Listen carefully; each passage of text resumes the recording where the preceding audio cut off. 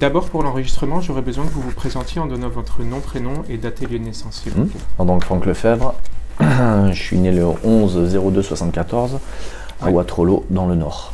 Ok. Quel était le métier de vos parents pour les statistiques? Métier de mes parents, alors ils étaient commerçants tous les deux. Je suis descendu ici à l'âge de 4 ans, et donc ils étaient commerçants sur Fréjus. D'accord. Et votre propre métier? Mon propre métier, c'est prof de judo. D'accord. Vous aviez fait une école ou des études avant ça? En fait, moi, j'ai commencé très tôt l'enseignement, puisque j'ai obtenu mon diplôme d'état sur l'INSEP. J'étais sur l'INSEP assez jeune. Je suis rentré en junior, donc j'ai passé mon BE1 et ensuite j'ai passé mon BE2 sur l'INSEP. Comment vous avez entendu parler de judo la première fois? Avant même de pratiquer, comment vous connaissiez le judo? En fait, c'est une circonstance peut-être peu habituelle. C'est mon père en fait qui m'a dirigé vers le judo. Les copains allaient au foot et mon père n'appréciait pas du tout le football. Il m'a plus dirigé vers le judo. Vous aviez quel âge quand votre père vous a dirigé vers le judo? Alors j'avais 6 ans.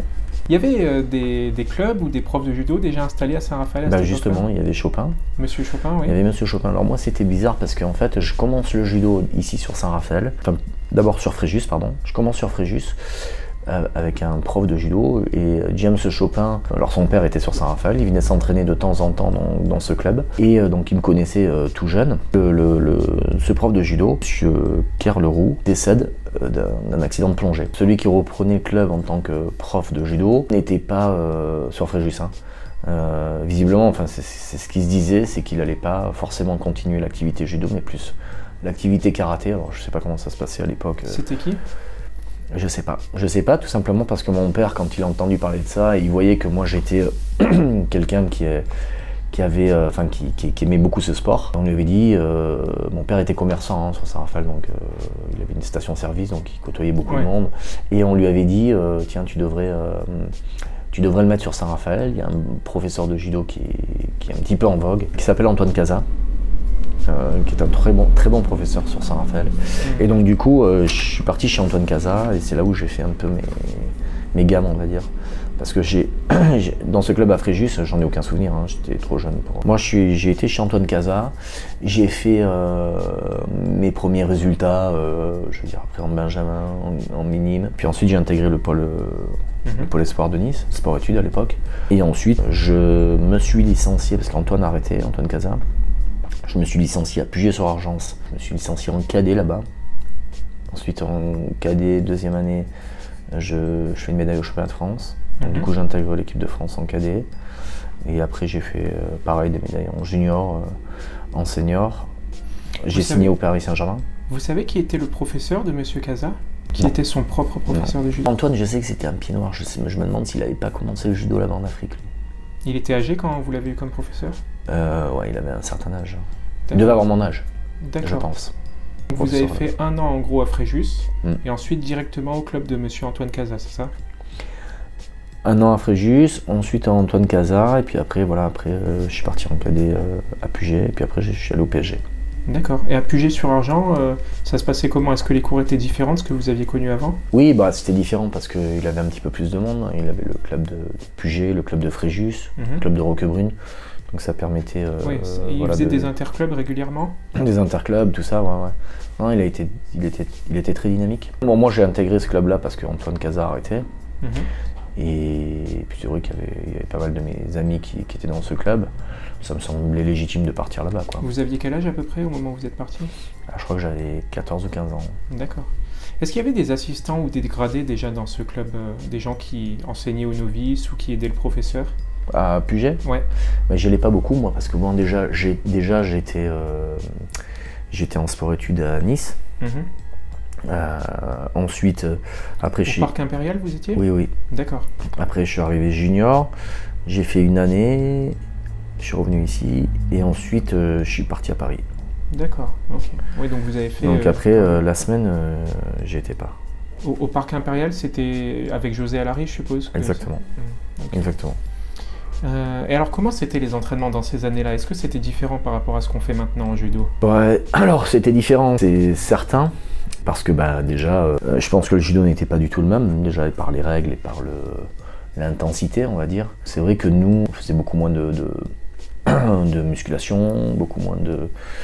Le judo, je pense qu'il était plus basé sur la technique, sur des sensations. En plus, il y avait les jambes à l'époque. Ouais. Donc franchement, moi je me retrouvais vraiment beaucoup dans ce judo-là. D'ailleurs, le changement de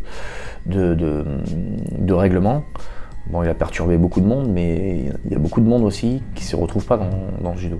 Ouais. Notamment moi, je sais que quand ils ont changé quand il y a eu ce nouveau règlement, sincèrement, j'aurais pu faire des compétitions, même vétérans, tout ça pour m'amuser, mais je m'épanouis pas.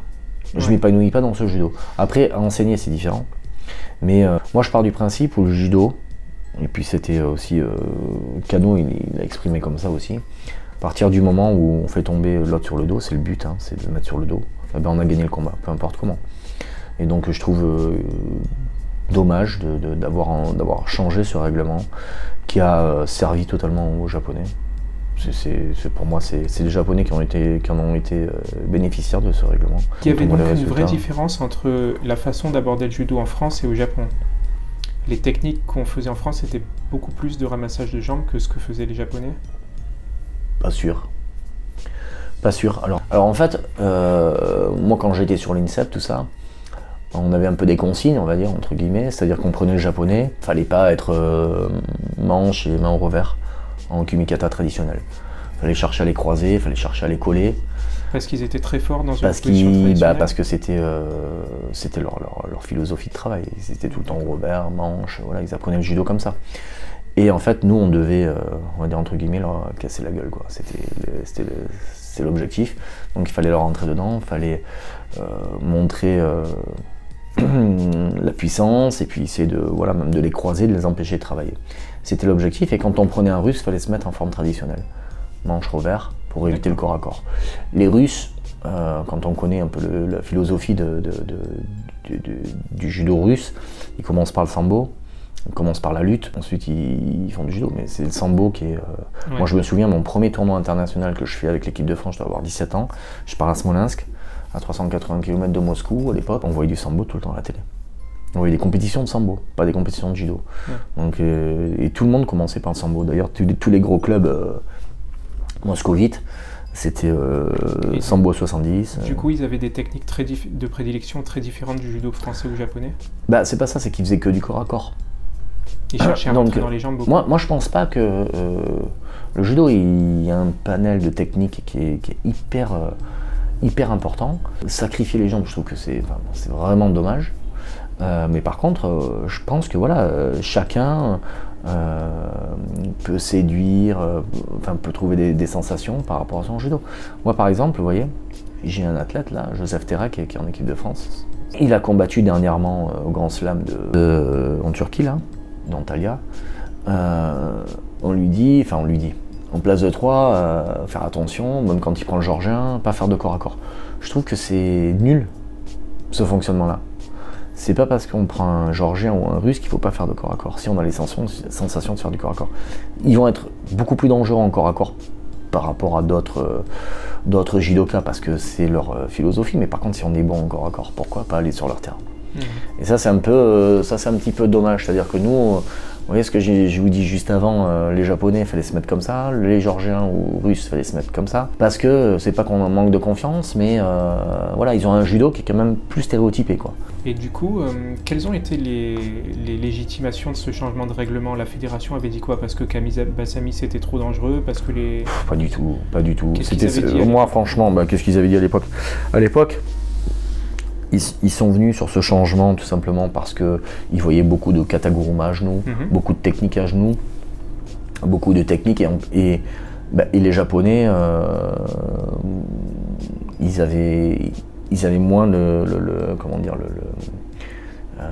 ils gagnaient moins, quoi. Et puis c'est eux un peu les décideurs. ils avaient moins le monopole des résultats, quoi. Moi, je me souviens à notre époque, hein, quand on a eu la génération Bourras, David, Frédéric de Montfaucon, enfin, puis même celle d'avant, Traîneau, je veux dire, on avait une génération quand même qui bouscule les Japonais. Ouais. Qu'est-ce qu'ont fait les Japonais? Et puis bon, moi, la philosophie japonaise, c'est quoi?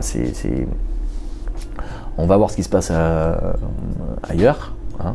On prend le meilleur de ce phénomène-là et on le met chez nous et on le transforme. Quand nous, on a commencé à les dominer, peut-être pas les dominer, mais peut-être à arriver à leur niveau, voire sur certaines compétitions les dépasser, qu'est-ce qu'ils ont fait les Japonais? Hop, ils sont venus partout dans nos créfop, partout dans nos structures pour voir comment on s'entraînait. Quand ils ont vu qu'on faisait beaucoup de musculation, ils se sont mis aussi à faire beaucoup de musculation. Et ils sont bien redevenus meilleurs. Moi, cette histoire de jambes, c'était... pour moi, c'est pas du tout ça le vrai problème des katas Guruma et tout ça.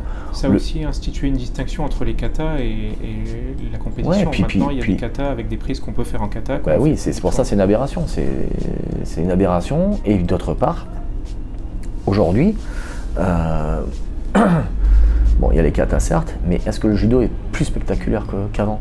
Ben, moi je dis non.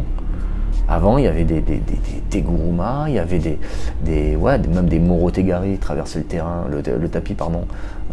Ça finissait sur le tapis du voisin. Mais je veux dire, non, mais c'était hyper spectaculaire. C'était les gens, ça donnait envie. Aujourd'hui, tous les combats se terminent au golden score, ouais. Parce que le judo est devenu hyper physique, hyper physique.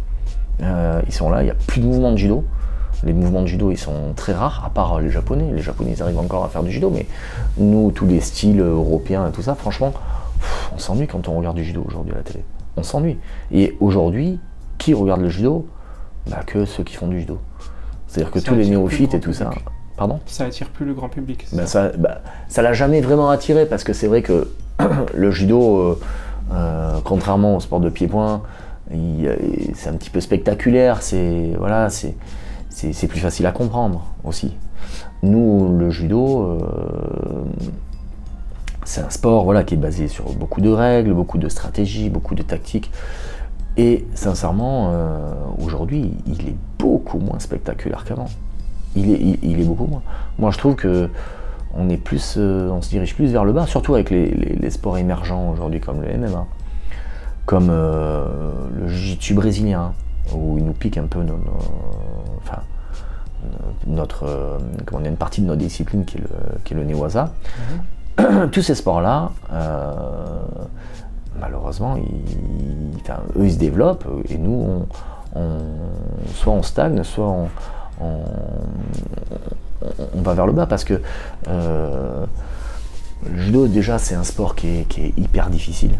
C'est vrai que c'est un sport qui est hyper difficile, c'est un sport qui demande beaucoup de cardio, Et justement, le fait d'avoir les jambes, par exemple, moi, sincèrement, quand je suis arrivé prof ici sur Saint-Raphaël, j'avais des Tchétchènes, parce que c'est que les Tchétchènes ont fui la guerre, ont fui la Tchétchénie, tout ça, à l'époque, avec l'histoire du Grozny et tout ça, de la Tchétchénie. Donc ils ont fui le pays, il y en a beaucoup qui sont arrivés sur Nice. Donc moi, j'avais beaucoup de Tchétchènes.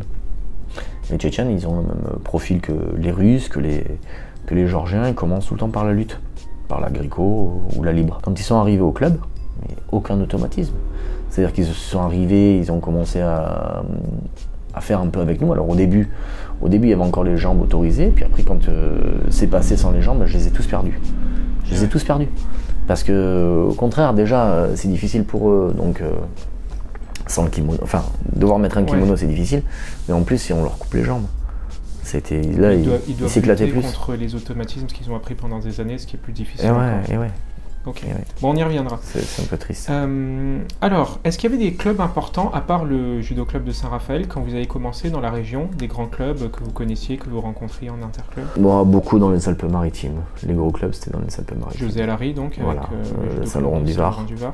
Et dans le Var, il y en avait des clubs jusqu'à Toulon, il devait y avoir quelques clubs quand même. Ouais, il y avait Draguignan, la DST. DST?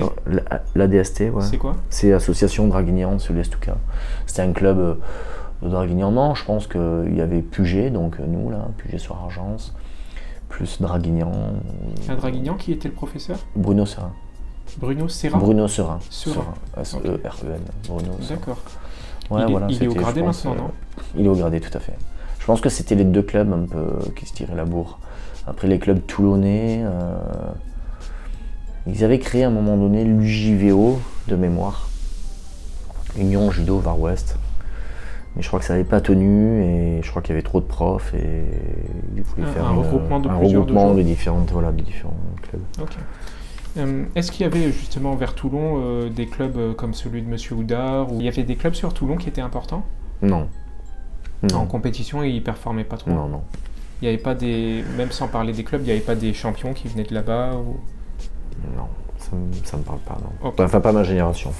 Alors quand vous avez commencé, est-ce qu'il y avait des films en Super 8 ou des cassettes VHS sur le judo? Il y avait des choses qu'on pouvait regarder sur le judo japonais, par exemple ou... Ah, c'est vrai qu'on n'avait pas trop de... j'ai eu la chance de faire un stage moi au Japon, là, quand j'étais en équipe de France. Hein.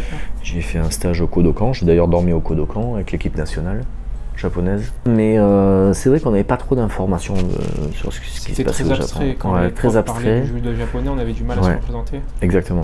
Et il n'y avait pas du tout de VHS proposé par la fédération, de films?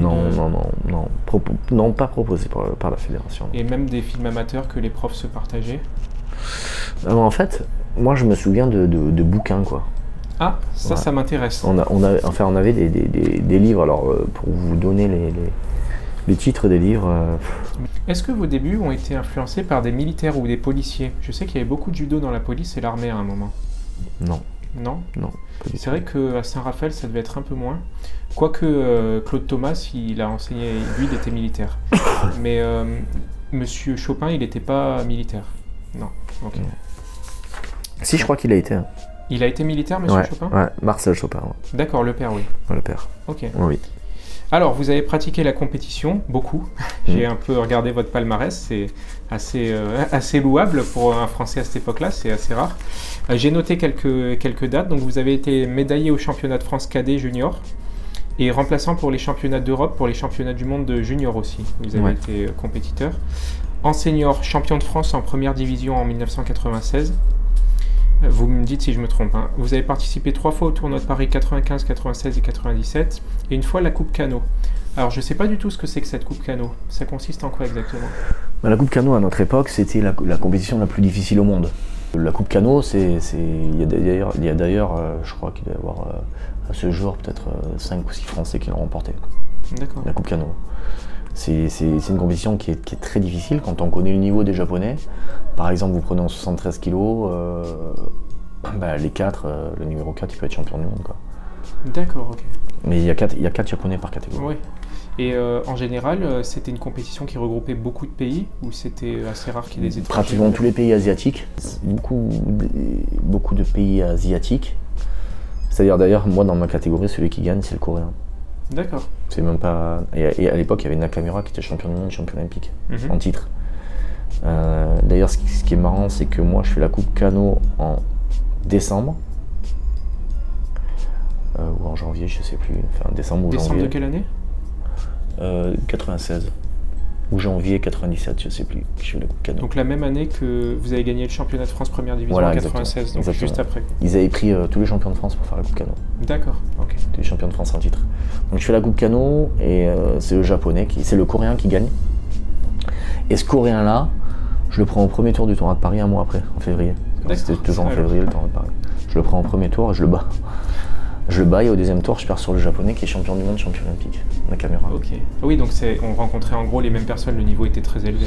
Oui, mais après, nous on avait une catégorie 73 kg, à l'époque c'était 71 kg même. D'ailleurs, je suis le dernier champion de France des 71 kg. Depuis 96? Ouais, il change en 97. Il passe la catégorie en moins de 73. Ah, ok. Ok, oui. Voilà. Enfin bon, petite histoire quoi. Vous avez été classé en Grand Chelem aussi. Ouais. Alors ça se déroule comment exactement le Grand Chelem? En fait à l'époque, avant que ça s'appelle Grand Slam, ils appellent Grand Chelem. Ouais. Voilà. C'est des tournois comme le tournoi de Paris, comme à l'époque il y avait... Et donc ça réunissait 4 ou 5 grands tournois, c'est ça? Ouais, c'est ça. Comme maintenant. Okay. Comme maintenant c'est les Grands Slams. Ouais, ouais, ça, ouais. Et comment on se classait? Il fallait obligatoirement être d'abord champion dans les de 7 France premiers. ou dans les sélections françaises et ensuite pouvoir... Tout à fait. C'est-à-dire que quand on veut participer, enfin, on peut pas participer à une compétition comme ça. Ouais. C'est une sélection nationale. Donc c'est l'équipe de France en fait. Donc c'est le sélectionneur national qui vous permet de participer. Exactement, la fédération en fait. C'est-à-dire que c'est une commission nationale qui sélectionne les athlètes. Alors, il me faut quelques petites dates. Quand est-ce que vous avez obtenu la ceinture noire? Je vais avoir 15 ans. 15 ans. 74, ça fait 84, 89. 89. Et c'était donc au club de Puget? Oui. Vous étiez déjà passé par sport-études du coup? Sport-études, oui, tout à fait. D'accord. C'était ma première année en sport-études. C'était comment ça se passe les passages de grade quand on est à la fois sur plusieurs clubs? C'est en sport-études? C'était pas très bien organisé, c'est-à-dire que là c'est pareil, et puis il y a une désorganisation de ce côté-là. Les jeunes sont en sport-études, moi je trouve que ceux qui sont en sport-études, c'est-à-dire qu'ils sont censés être dans une structure de haut niveau, ils ne doivent pas s'embêter à travailler les katas dans leur club, souvent ils n'ont pas de partenaire, ils devraient les travailler tout simplement avec le pôle.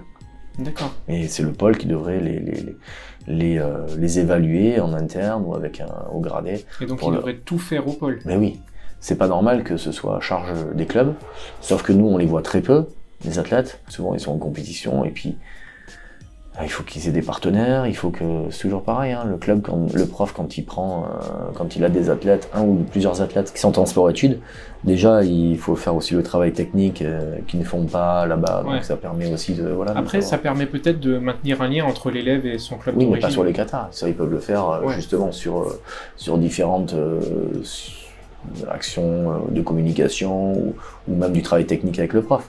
Et les katas, sincèrement, c'est quand on récupère le jeune qui est en sport-études juste pour lui faire travailler le kata, c'est pas ce qu'on souhaite faire avec le judoka, c'est plus le faire progresser techniquement ou le faire travailler. On va parler un petit peu de votre enseignement. Alors déjà, quand est-ce que vous avez commencé à enseigner? Parce que moi, en fait, quand j'ai eu mon brevet d'état, j'étais sur Paris. Et j'étais sur Paris, alors je crois que ça doit être en 94, je crois. 94 ou 95, et j'ai eu l'opportunité de récupérer un petit club de judo à Bastille. C'était dans une école privée. D'accord. Ça s'appelait l'école des Francs-Bourgeois à Bastille. Donc il y avait en interne dans cette école-là, il y avait pas un petit club de judo, mais une petite salle où on pouvait faire du judo, donc avec un tapis à demeure, qui restait à demeure. En plein centre de Paris, donc à Bastille, qui n'était pas très loin donc de l'INSEP. Et donc je donnais des cours tous les mercredis et les vendredis soirs aux élèves des Francs-Bourgeois. C'est marrant, j'avais le fils de Claude Allègre, qui était à l'époque ministre de l'Éducation nationale. C'est intéressant parce que j'ai eu l'impression, j'ai interviewé des gens qui étaient à Paris pour participer au judo. J'ai l'impression que ça permettait aussi aux gens qui étaient à l'INSEP ou qui étaient au pôle à Paris d'avoir un petit boulot, d'avoir un petit revenu pendant qu'ils étaient à Paris, quoi. Après on était interne. Ouais. Mais c'est surtout les allers-retours à l'époque. Ah, interne, c'est-à-dire, oui, c'était un internat, Ah oui, moi je dormais à l'INSEP, j'étais pris en charge par l'INSEP. Ouais, c'était toute une aventure. Alors vous êtes resté combien de temps? Je suis resté 3 ans interne et 1 an externe. D'accord. Ok. Et du coup, et après j'avais fait le bataillon de Joinville, moi. Ah, qui était toujours à Joinville? Qui était à Fontainebleau. À Fontainebleau, c'est ça, il avait déjà déménagé, ouais. Et vous êtes... Ah, mais c'était le service, vous avez fait le service militaire? Ouais, service militaire. D'accord. Et vous avez fait du judo pendant le service? Ah oui. On allait sur l'INSEP, on s'entraînait à l'INSEP. D'accord. Donc ça, on était sur Fontainebleau. Ouais. Moi j'étais avec Darcel Lianzi. Mais c'est intéressant. Est-ce qu'il y avait des gens qui étaient compétents en judo à l'armée quand vous avez fait votre... Ah oui, parce que nous c'était le centre de haut niveau de l'armée. D'accord. Il n'y avait que des athlètes. Il y avait qui comme formateur là-bas? Alors c'était Lionel Grossin. Lionel Grossin? Ouais. Il doit être d'ailleurs, il doit être 9e dan, je crois, Lionel Grossin. Ok. Ah, donc un très haut 8e ou 9e dan actuellement. Et on y apprenait quoi de plus? Est-ce que c'était différent? Rien. C'était simplement pour être détaché, pour pouvoir s'entraîner donc sur l'INSEP. En général, les gens qui étaient sportifs de haut niveau, quand ils faisaient le service de militaire, ils avaient quand même un accompagnement spécialisé. C'était pas récurer les toilettes et aller tirer. Oui, non, voilà, on faisait aucune formation militaire. Si le lundi matin, on devait aller aux couleurs, savoir chanter la Marseillaise. Aujourd'hui, vous avez donc plusieurs clubs sous votre responsabilité. Alors, il faut que vous me les détaillez tous d'abord, et ensuite vous me parlez un petit peu de l'évolution, comment vous êtes passé d'un club à l'autre, et ainsi de suite. Alors je vais essayer de faire ça dans l'ordre, ça va être compliqué parce que faut que je retrouve la mémoire. Premier club. Donc alors moi j'étais cadre technique, je travaillais un petit peu dans le cadre de mon contrat, j'avais des heures de cours à effectuer, il y avait une convention pour pouvoir financer le contrat. Vous êtes devenu cadre technique en quelle année? Je crois en 97. D'accord. 97 ou 98. Ensuite, j'ai travaillé, j'ai fait ça pendant 7 ans. J'ai travaillé 1 an ou 2 avec Puget-sur-Argent, ce qui était dans la convention. Donc ensuite, j'ai créé, le premier club de judo que j'ai créé, c'est à Gassin. Je le crée de A à Z. En plus, c'est un tout petit village, Gassin. Oui, je connais. Ouais. Voilà. En quelle année vous l'avez créé? Il devait avoir 22 ou 23 ans. Quoi. Et du coup, vous l'avez créé dans ces années-là, et est-ce que ça, tout de suite, ça vous a donné la passion de l'enseignement, ou c'était déjà quelque chose? Non, parce que je l'avais déjà. En fait, je donnais des cours déjà sur Puget. J'avais donné des cours. Voilà. Non, c'était histoire de créer un club de judo. C'était une nouvelle aventure. Moi, j'aime bien la création. Ouais. Voilà, j'aime bien créer des choses. Donc, j'ai créé ce club-là. Ensuite, j'ai eu l'opportunité de récupérer le club de Saint-Raphaël parce que le professeur avait eu un accident. Voilà, il pouvait plus enseigner. C'était qui? Mirabello. Enfin bon, bref, donc du coup, c'est moi qui ai récupéré le club de Saint-Raphaël. D'ailleurs, j'avais quoi? Quand je l'ai récupéré, je devais avoir une 50aine de licenciés. C'était la rame? Ouais. C'était la rame. Je suis monté à 289. J'ai récupéré le club du Lavandou. Le JC Lavandou Borne, ouais, c'est ça? Judo Club Lavandou Borne, c'est un club intercommunal. Ouais. Ensuite, j'ai créé le club donc, de La Motte en Provence. J'ai récupéré un club à Trans en Provence. Comment ça se fait que vous alliez jusque là-bas? Parce que j'avais mon frère qui avait passé son CQP là. D'accord. Qui faisait aussi du judo du coup? Oui. Ah, c'était une entreprise familiale alors? Pratiquement, ouais. Ok, votre frère aussi a fait des compétitions? Il a fait des compétitions, voilà, pas à mon niveau, mais il a fait des compétitions. Lui, il se qualifiait pour les championnats de France. C'est quoi son prénom? David Lefebvre. Alors lui, il se qualifiait pour les championnats de France, il battait les personnes qui étaient soit championnes de France, soit sur le podium national lors des qualifications. Par contre, il arrivait aux France. Mais bon, il y avait une petite anecdote aussi par rapport à ça, c'est que moi, je suis très proche de mon frère, donc j'allais en compétition avec lui, et comme moi, j'étais connu, je disais à mes potes de venir voir mon frère, ça se passait à Paris, les championnats de France. Ouais. Ils débarquaient tous là-bas, puis les jeunes voyaient Larbi par exemple, Larbi Ben Boudaoud qui était médaillé olympique, champion du monde, machin, donc ils étaient tous là à leur demander des autographes, ouais. Sauf que mon frère, était sur le tapis, et c'était des gars comme Larbi qui l'encourageaient, ouais. Donc ça lui mettait une pression supplémentaire. Bon, moi je m'en rendais pas compte, mais voilà. Donc c'était des petites erreurs, je sais pas, c'était des erreurs au final, parce que peut-être qu'il savoir ce qui se serait passé. Mais il était très bon, hein. Il était très bon. Et il enseigne maintenant? Alors il a un peu enseigné avec moi, et puis ensuite bon, il a eu des opportunités professionnelles autres que le judo.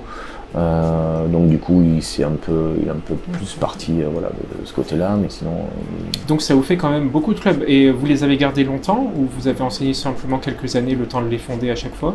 Non, quand je l'ai fondé, je l'ai créé, je donnais les cours de A à Z, et puis voilà, mon but c'était de les développer, et puis là aujourd'hui je suis bien entouré. J'ai 2 profs avec moi là, Christophe Gesbert et Sébastien Marquez, on est 3. On se partage un petit peu les cours, ouais. sur les 8 clubs. J'en ai 8 pour l'instant parce que j'en récupère un. Ça fait un énorme travail, 8 clubs. Ça fait un énorme travail, ouais. Puis vous avez les déplacements. Mais après c'est toujours pareil, c'est des petits clubs. C'est pas des clubs où il y a 200 licenciés, c'est des petits clubs où on fonctionne 2 fois par semaine. Est-ce que ces clubs font partie d'une même association? Non, pas du tout. C'est juste un logo que moi j'ai créé parce que pour éviter qu'il y ait des différences entre chaque club, pour éviter aussi qu'un club prenne plus d'importance sur les autres. Donc du coup, j'ai créé en fait l'école de judo Lefebvre d'Arbelay. Je ne sais pas si vous avez vu ça sans doute. Non. Lefebvre d'Arbelay, j'ai créé cette entité-là, ce qui permet de réunir un petit peu toutes les structures sous le même nom, c'est-à-dire en faisant une gamme d'équipements, en faisant voilà, différentes animations que je crée moi, parce que moi aujourd'hui je crée mes compétitions, je crée mes animations. J'ai presque plus besoin de la fédération, pour ainsi dire. Et Darbelay, pourquoi? Parce que vous connaissez Benjamin Darbelay, il est médaillé olympique, champion d'Europe. Et Benjamin, c'était un ami à moi, il est venu travailler avec moi sur Saint-Raphaël et sur d'autres clubs de judo.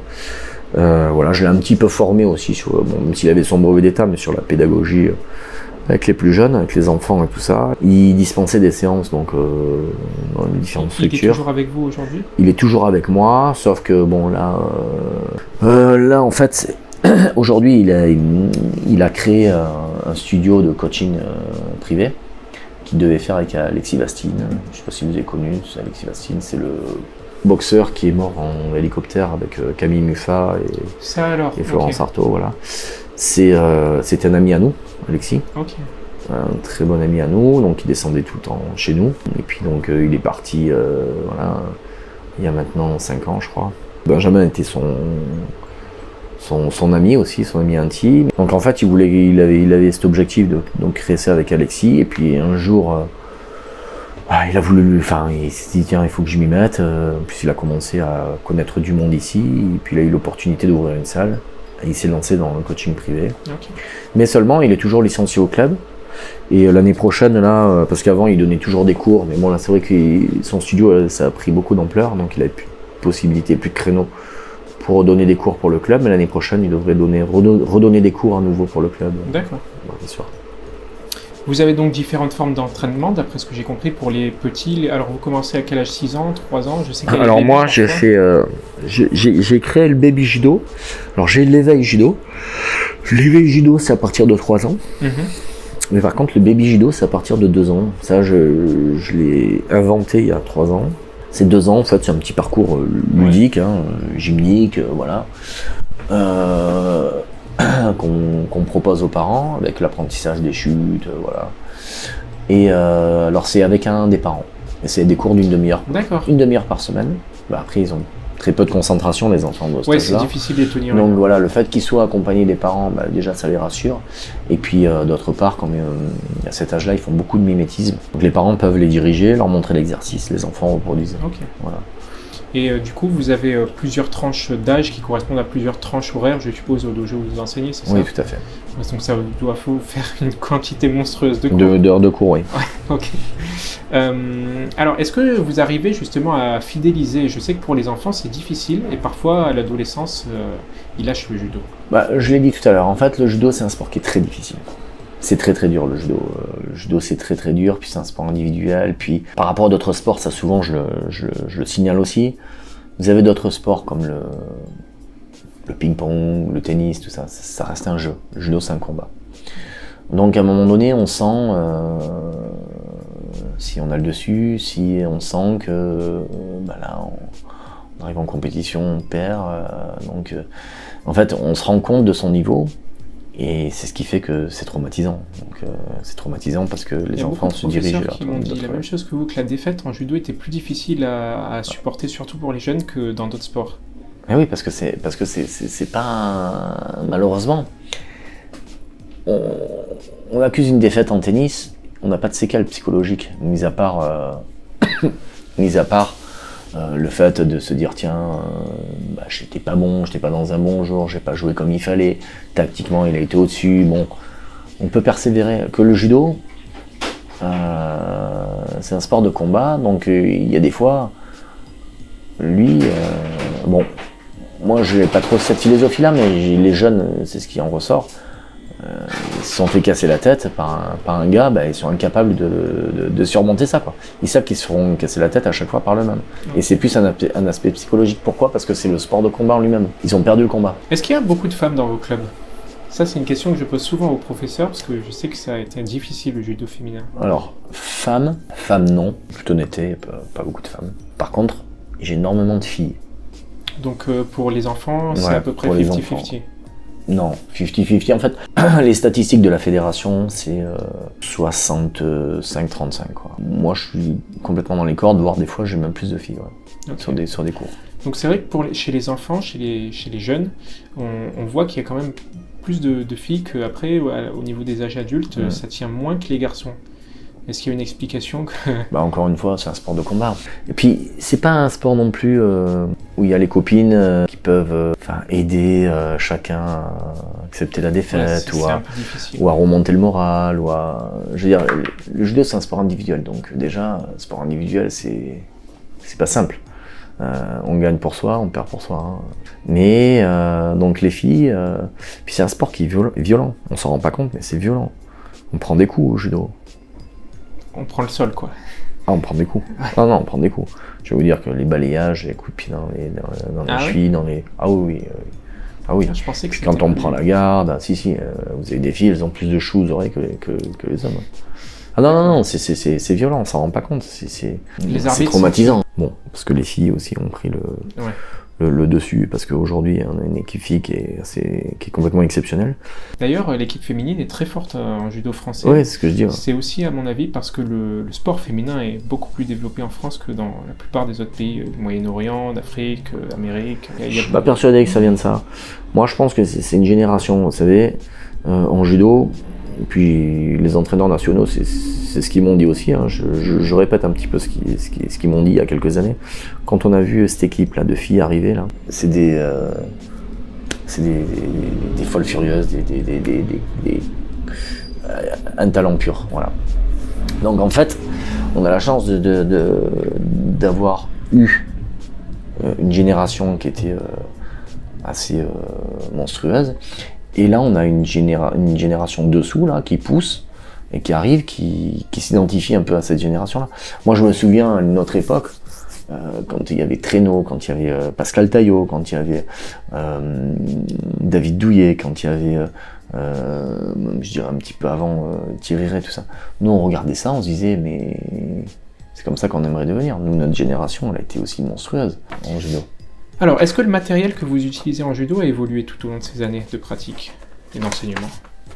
C'est-à-dire le kimono? Ah, le kimono, matériel de musculation, les tatamis, enfin tout, quoi. C'est marrant que vous me dites ça, parce que déjà, d'une part, moi, je vais être à l'initiative des kimonos de couleur en France. Ça alors? Ouais. Vous avez utilisé des kimonos de couleur bleu et blanc? Moi, ça fait longtemps que je le fais. Non, bleu, blanc, rouge. Ok. Je peux vous montrer. Vous avez donné des cours au self-défense? Oui, ouais, mais ça prend pas. Ça prend pas? Non. C'est vrai que, alors, de nos jours, avec tous les arts martiaux qu'il y a, surtout les nouveaux arrivants, MMA, karaté, etc., Krav Maga, on a du mal à se dire qu'on va utiliser le judo, et pourtant, ça s'est fait pendant longtemps. Les gens faisaient, surtout à l'armée d'ailleurs, il y avait le judo et tactique militaire. Maintenant, ça se fait plus du tout. Vous connaissez pas des professeurs de judo qui enseignent self-défense? Non. Pas ici sur le secteur, non. Ouais, ça a disparu totalement. Ouais, ça a disparu. Ça marche bien dans les grandes villes, mais chez nous... Le jiu-jitsu, vous avez pratiqué? Non. Non. Il y a des compétitions maintenant, alors ils appellent ça jiu-jitsu fighting, jiu-jitsu combat, etc. Mais ça c'est marrant parce que moi, quand j'étais en équipe de France de judo, l'entraîneur national, il voulait que je fasse du jiu-jitsu. Ok. Ça marche pas trop dans le sud, j'ai l'impression. Non, ça marche pas. Surtout à Paris, ouais. Ah, ça marche pas tout court? Ouais, ça marche pas, ouais, parce que y a trop de disciplines. Nous, il y a des clubs de taekwondo, il y en a 2, des clubs de karaté, il y en a 2. Alors, vous êtes allé au Japon plusieurs fois? Une fois. Une fois, donc seulement pour le championnat dont on a parlé au Kodokan. Ouais, voilà. Ok. Vous aviez été stagiaire avec l'équipe de France, c'est ça? C'est ça. C'était comment ça se passe les stages au Japon? Est-ce qu'on y va et on suit un cours magistral où les Japonais démontrent, ou est-ce qu'on pratique vraiment avec eux? Ah non, nous c'était ça se passait comme ça, une séance type, c'était au Kodokan, donc avec l'équipe nationale japonaise, avec les différents étrangers. On faisait, en fait, moi ce que j'aime au Japon, c'est qu'ils dissocient les cours techniques et les cours combat. D'accord. C'est-à-dire que, par exemple, là, quand on partait sur une séance combat, c'était un échauffement de 5-10 minutes où on s'échauffait les articulations, puis après, hajime, combat. Ah ouais? Et là, on se faisait même pas d'échauffement cardiovasculaire, rien. Ouais. C'est la méthode à l'ancienne. C'est la méthode à l'ancienne, ça fonctionnait comme ça. Moi, je trouvais ça bien. Parce que déjà, moi, je n'aimais pas m'échauffer, donc je trouvais ça bien. Et puis après, il y avait la partie technique. Et en fait, moi, j'ai repris ça un petit peu là sur mes stages. J'ai organisé un stage international, je ne sais pas si vous avez vu l'été. Oui, j'ai vu. Voilà, et je fais ça en fait. Alors d'ailleurs, c'est intéressant parce que les stages, j'ai l'impression que dans le Var, quand vous avez commencé dans les années 80, il n'y en avait pas des masses. Les stages? Ouais. Alors moi, je me souviens qu'il y avait le stage de Sophie Antipolis. Il y avait le mien, et il y en avait un à Brignoles aussi, que faisait Stéphane Traîneau. Il n'y avait pas de stage où il y avait des maîtres de japonais qui étaient de passage, des fois Non. sur la Côte d'Azur ça arrivait? Non. Je sais que j'ai parlé à Daniel Pinatel, lui il faisait venir un japonais une fois de temps en temps. Lui, Cannes-sur-Mer aussi, voilà. Bini, tout ça. Et il circulait pas jusqu'au Var, etc. Non, mais je crois que bon, ils ont leurs contacts et puis vous savez, le monde du judo, ils se donnent pas les informations. Ouais. Oui, c'est beaucoup de contacts interpersonnels. Voilà, exactement. Alors, en quoi ça Non, c'est ça. Ah, c'était ce même. Ouais, ok. Ouais. En quoi ça consiste exactement le rôle de cadre technique? C'est-à-dire que c'est en fait, on fait partie un petit peu de l'équipe technique, on va dire, nationale, où en fait on a chacun notre mot à dire par rapport à ce qui se passe dans les différentes structures. Moi, c'était mon département. On fait remonter les informations là-haut. On a des regroupements un petit peu collégial il faut aussi, je suppose, appliquer les directives du national, du national et les départements. Voilà, exactement. Alors ça nécessite, d'après ce que j'ai cru comprendre, d'avoir une certaine pédagogie, puisqu'il faut expliquer aux professeurs en gros ce qu'ils doivent faire de nouveau, qu'ils font pas encore. Non, mais c'est pas diriger les professeurs en fait. Cadre technique, c'est pas diriger les professeurs, parce que pour ça il y a des formations d'enseignants sur lesquelles la Fédé s'y attache, mais c'est simplement avoir les directives nationales, donner des directives nationales sur l'organisation des compétitions, sur l'organisation des jeunes, sur l'organisation des animations, sur voilà, en fait le but c'est d'essayer de donner une dynamique au département pour gagner en nombre de licenciés, pour gagner à tous les échelons, que les compétitions soient bien organisées et que ce soit fait de la même manière que la Fédé. Bon, vous êtes directeur technique à la RAM maintenant, plus les 7 autres clubs, je suppose. Exactement, je suis directeur technique dans tous les clubs. Est-ce que vous avez eu d'autres rôles au niveau fédéral ou au niveau organisationnel? Non, parce que moi j'étais cadre technique. Après, c'est vrai que mon stage national, j'ai beaucoup d'athlètes qui descendent, énormément. Alors j'ai vu que vous aviez aussi, j'ai regardé une de vos interviews précédentes que vous aviez donnée en 2013. Vous aviez à l'époque un regard assez critique sur la fédération en 2013, et en particulier à propos de la communication qui était faite autour du judo, qui pour vous était lacunaire, c'est le moins qu'on puisse dire. C'est toujours le cas ou ça a changé depuis? Ça a un peu changé. Moi je me suis développé grâce à ça. La communication aujourd'hui, ça fait partie de l'enrichissement, des judokas, parce que la communication, on fait très souvent dans un club, dans une structure, on voit toujours un peu la même chose, parce que ça fonctionne d'une certaine façon, d'une certaine manière, et voir un petit peu ce qui se passe ailleurs, parce qu'il y a de la com, parce qu'il y a de... Moi, je trouve que c'est enrichissant, quoi, d'une part, et je trouve que la Fédé, elle était très arriérée. Il y avait aussi, d'après ce que je lis là, sur votre interview précédente, il y avait aussi un gros problème au niveau de l'organisation des compétitions, surtout pour les petits, les benjamins. Je vois qu'il y a des problèmes, bon, c'est la France, donc c'est des problèmes administratifs, surtout, par exemple, les passeports sportifs qui empêchaient les gamins de pratiquer la compétition, etc. C'est toujours le cas où il y a eu un assouplissement? Il y a eu un assouplissement, tout simplement parce que la fédération a mis en place l'outil Extranet, qui permet d'inscrire les enfants en compétition, et donc aujourd'hui avec le certificat médical où la licence est validée. Moi je l'avais proposé à la Fédé, j'étais cadre technique au tout début quand j'étais cadre technique, je leur ai dit pourquoi quand vous faites, quand les gens s'inscrivent, quand les gens demandent leur licence, enfin les adhérents demandent leur licence, pourquoi vous validez pas en même temps le certificat médical? Parce que nous à l'époque ils arrivaient, il fallait que le certificat médical soit, il y a une spécificité dessus, apte à la pratique du judo en compétition, un certificat médical apte à la pratique du judo pour le club, et si les jeunes... Il y a un certificat différent pour la compétition? Pour la compétition, il faut que ce soit spécifique à la compétition. C'est-à-dire que vous pouvez pratiquer le judo en club sans avoir un certificat médical de apte à la pratique du judo en compétition. C'est-à-dire que... Ça alors et oui, mais les parents, il y avait des parents qui, au départ, certificat médical, alors c'était pas spécifié. Bon, après il y a eu de la communication interne dans les clubs en disant voilà, quand vous allez voir le médecin, vous leur précisez apte à la pratique du judo en compétition. Mais donc moi j'avais proposé ça. Puis à l'époque aussi il y avait deux timbres de licence. Il fallait 2 timbres de licence pour participer aux compétitions. C'est-à-dire que en fait quand les jeunes arrivaient, il y avait la douane. Les jeunes ils arrivaient avec leur passeport, il fallait qu'il y ait le certificat médical, il fallait qu'il y ait les 2 timbres de licence. S'il n'y avait pas les 2 timbres de licence consécutifs, il fallait qu'il y ait 3 timbres de licence non consécutifs pour participer aux compétitions. Il fallait que les ceintures soient signées sur le truc. Donc en fait le gamin il arrivait là, Des fois, il y passait 10 minutes. Il y avait une perte de temps de dingue, des queues abominables, et ils étaient tous là, ils tremblaient quand ils arrivaient aux inscriptions, parce qu'ils se disaient, tiens, est-ce que je vais pouvoir participer? Alors déjà, ils avaient la pression de la compétition, mais en plus, ils avaient la pression aussi de la douane. C'est incroyable. Ouais, bon, ça a changé depuis alors. Oui, ça a changé. D'ailleurs, la fédération maintenant développe plutôt le tout compétition que le moins de compétition. Ouais, Avant, ouais. c'était assez restreint quand même. Oui. Et puis, à l'époque, en plus, avant que ce soit tout fait par Internet, il fallait que la fédération ait reçu les timbres de licence, il fallait que machin, les gens ils se baladaient avec un papier jaune, parce que à l'époque, c'était... vous savez, c'était les fameux formulaires là où il y avait le duplicata et tout ça, donc ils se déplaçaient avec un duplicata. C'était toute une organisation. C'était toute une organisation. Alors, vous avez créé un stage depuis quelques années qui a l'air de bien marcher. Comment ça s'est passé l'organisation? Très simplement, je suis arrivé, j'étais cadre technique de la Fédé, donc j'étais ancien athlète de haut niveau, enfin même toujours dans le groupe parce que j'étais toujours en première division. Je suis arrivé ici, donc je voulais monter un stage. J'ai eu l'opportunité avec un parent d'élève là que je connaissais sur Puget qui avait un camping. Et je l'ai rencontré. On a essayé de trouver un accord commun pour que je puisse intégrer son village vacances avec des athlètes, avec des jeunes et tout ça. Et donc ça s'est fait la première année.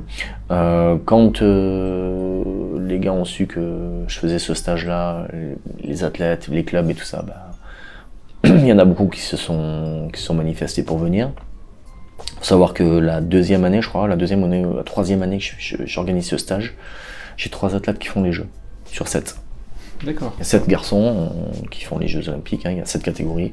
J'en avais 7 qui faisaient les 2 stages nationaux, plus mon stage, pour s'entraîner l'été, comme ils avaient en fin d'été les Jeux Olympiques. Ça, c'était en 2000. Donc je l'ai créé en 98, le stage. Donc, je veux dire, c'était très valorisant. Donc j'ai toujours eu des athlètes de l'équipe de France. Là par exemple l'an dernier j'ai reçu Cyril Marais, j'ai reçu un athlète du PSG qui est champion de France première division, j'ai reçu le COS au club à Sartrouville. En termes de quantité, vous avez combien de... Je suis monté jusqu'à 130. 130 personnes 130 à chaque stagiaires, fois. ouais. Et le stage se déroule sur une semaine, c'est ça? Sur une semaine, du samedi au samedi. Ok. Voilà, Puget-sur-Argent, si les entraînements se déroulent à Saraf, il y a un système de navette, de bus, du lieu d'entraînement qui est à Puget jusqu'au lieu d'entraînement qui est à Saint-Raphaël. Voilà, c'est un stage qui a toujours cartonné. Surtout pour le sud, l'été ça marche bien. Ah ouais, non, puis j'ai reçu franchement des athlètes de renommée internationale. Hein. D'accord. Alors avant qu'on finisse, est-ce qu'il y a des éléments importants de votre parcours ou de votre carrière qu'on a oublié d'évoquer? On n'a pas trop parlé de votre parcours compétitif, mais c'est vrai que vous avez été international pendant quand même quelques années. Est-ce qu'il y a des grandes victoires, des grandes compétitions dont vous voudriez parler? Non, juste, c'est vrai que j'ai des médailles sur tous les championnats de France de toutes mes catégories jeunes, on va dire, jusqu'au senior. Donc voilà, c'est vrai que j'ai eu un parcours qui est... Voilà, vous étiez dans quelle catégorie d'ailleurs? J'ai tout le temps fait des médailles au championnat de France en 71 kg. Sauf après quand je suis monté en 78 kg, mais ça j'étais déjà senior. Mais sinon de cadet à senior, je suis monté en 78 kg, en 71 kg, c'était à l'époque. Maintenant c'est 73. Maintenant c'est 73, c'est 80 la catégorie suivante. La seule, on va dire, le seul petit point que je peux dire, qu'un jour pour les jeunes, si ça peut... Ouais, faut réfléchir à 2 fois. Moi, c'est vrai que je suis parti tôt. Par exemple, le finaliste que je prends en finale de championnat de France quand je fais champion de France première division, c'est mon ami, hein, c'est un super ami à moi, c'est Daniel Fernandez. Quelques années après, il fait vice-champion du monde, 5e au jeu. Celui que je bats en demi-finale, c'est Patrick Rousseau. Il était directeur de la haute performance du judo français. Aujourd'hui, il est DTN du karaté d'ailleurs. Du taekwondo. Il est passé par le karaté, maintenant il est taekwondo. C'est un gars qui a été médaille européen, qui a été 5e au jeu. Je le bats en demi-finale. Donc ça veut dire que en fait, j'avais le niveau, parce que j'étais dans les tout bons, hein, j'étais dans les meilleurs, avec toute modestie. Hein. J'aurais pu peut-être prétendre à un championnat d'Europe, à un championnat du monde. C'était peut-être pas là, parce que même si j'avais gagné les France première division, si j'avais été au Japon, j'aurais tout de suite fait le championnat du monde, mais en judo, en France, ça se passe pas de la même façon. Donc, parce qu'il faut toujours essayer faut gagner sa sélection. Mais ce que je veux dire par là, c'est que, voilà, peut-être que j'aurais pu percer sur le plan international, je parle 1 an ou 2 ans après. Ça a été une frustration qui a été longue, même si je la dénonçais pas, même si voilà, pour moi non, c'est bon, j'avais arrêté ma carrière et tout ça, sauf qu'en plus je venais de signer au PSG. J'ai signé au PSG quand je suis descendu ici en tant que cadre technique. Mais ouais, c'est des regrets. Je pense que quand on fait du haut niveau, il faut aller jusqu'au bout pour justement jamais avoir de regrets. Parce que ça, c'était une vraie frustration pour moi. D'accord. Une vraie frustration. J'ai regretté pendant des années. Alors justement, le mot de la fin, c'est la dernière question. Si vous avez un message à transmettre aux jeunes, alors ce serait plutôt ça, ce serait plutôt de leur dire... aller au bout de vous-même, ouais. Ah ouais. Il faut aller au bout de soi-même. Faut pas écouter les uns les autres. Faut pas écouter les uns les autres. Faut se dire, et ça c'était l'erreur que j'ai faite moi, c'est-à-dire que beaucoup me disaient, hein, notamment même Patrice Rognon, un ami à moi que j'adore, il me disait pourquoi tu pars, il me fait t'es un fou, t'es super fort. Sa femme c'est pareil, elle m'adorait, Cathy Fleury qui était championne du monde, championne olympique, et qui disait Franck, mais descends pas, redescends pas. Pour eux, voilà, j'avais le niveau, il fallait que je reste là. Et puis d'autres, bon, j'avais un souci familial, d'autres qui me disaient ouais bon, de toute façon c'est ton choix. Je pense qu'en fait, faut pas chercher une référence à droite, à gauche, ou un avis de l'un, de l'autre, ou un sentiment, voilà, machin. Je pense qu'il faut vraiment foncer, en réfléchissant, en se disant, putain, le projet, voilà, moi il n'était pas abouti, bah, tant que c'est pas abouti, il y a toujours une possibilité pour aller au bout des choses. Voilà. Et ça, pour pas que ça reste une frustration, et il faut aller au bout des choses. Il faut vraiment aller au bout des choses dans le sport. C'est pas le plan professionnel. Le plan professionnel, on peut prendre un virage à gauche, un virage à droite, voilà, parce que bah il y a un avenir professionnel à la clé, parce que voilà. Mais le sport, je pense que il faut vraiment l'idée, c'est vraiment d'aller au bout de soi-même. C'est le plus important. Ok, ça marche. Bon, mais merci en tous les cas pour cette interview. De rien.